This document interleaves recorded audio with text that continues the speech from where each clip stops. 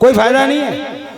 हाँ फायदा है, हमें इन कथाओं को वर्तमान में लाना चाहिए।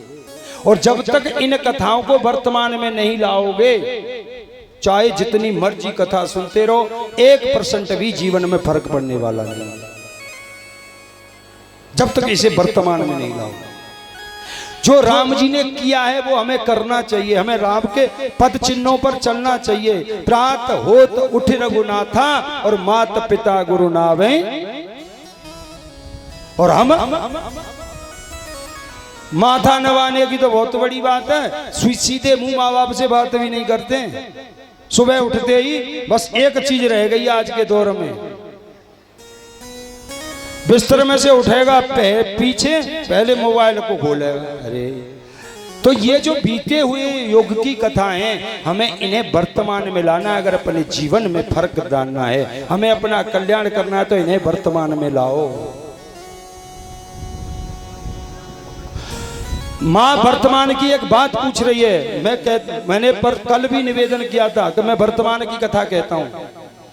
माँ ने पूछा, बेटा सामने वाले का पता कैसे चले कि ये संत है? अच्छी बात है ना, क्योंकि आजकल जितना गड़बड़ हो रहा है वो संतों में ही हो रहा है। फलाने संत, फलाने संत। अच्छा बेटा ये बता कि उसके वैभव को देख के पता चले कि ये संत है, या उसके भेष को देख करके पता चले कि ये संत है? आखिरकार बेटा कैसे पता लगाया जाए कि सामने वाला संत है? सबसे अच्छी बात है, जिसे देखो वो अपने आगे संत लिख देता है, और जब उनका भांडा फूटता है तो फिर एक भी अखाड़े से नहीं है, जितनों की लिस्ट है 36 हैं ये जो आज आजीवन कारावास भोग रहे हैं। एक भी संत नहीं है, सब पाखंडी। या फिर बताए कौन से अखाड़े से है, किस संप्रदाय से है, कहां से दीक्षित है, लेकिन बदनाम संत।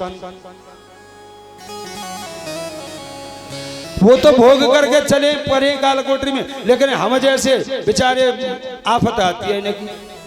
कहीं जाए तो लोग हमें पूछते हैं, बाबा जी कौन सी संप्रदाय थे? आसाराम भाई थे कि राम रहीम भाई थे? कौन सी संप्रदाय? एक भी संत नहीं है, संतों में ही पाखंड है सबसे ज्यादा। बेचारे बदनाम ऐसे होते हैं जो अपना भजन कर रहे हैं, किसी से कोई लेना देना नहीं, उनकी बदनाम। तो कपिल भगवान कह रहे हैं, सुनो मां, मैं बताता हूं, मैं कुछ लक्षण बता रहा हूं संतों के, और जिसके अंदर ये लक्षण हो तो चाहे वो पैंट बुशर्ट पहने, चाहे धोती कुर्ता पहने, समझ लेना वो संत है। क्या लक्षण है? तितच्छवः करुणिकाः सुहृदय सर्वदेहिना अजात शस्त्रवः शांता साधव साधु भूषणा। सबसे पहला लक्षण है तितुक्षवः, संत बड़े सहनशील होते हैं, बड़े बड़े द्वंद्वों को बड़ी आसानी से सह जाते हैं। बूंद अगाध सहे गिर कैसे, खल के बचन संत सही जैसे। राम जय राम जय जय राम, श्री राम जय राम जय जय राम। बूंद अगाध सहे गिर कैसे, खल के बचन संत सहे जैसे। अगर संत है तो किसी ने माला पहरा दी तो खुश नहीं, और किसी ने अपमान कर दिया तो मुंह लटका के नहीं। जो मान और अपमान में समान रहे वो संत है।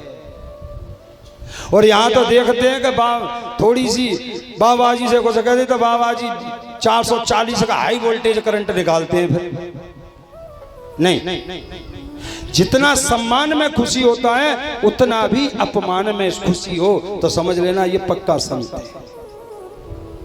शीलता, सहनता, संत के अंदर शीलता होनी चाहिए।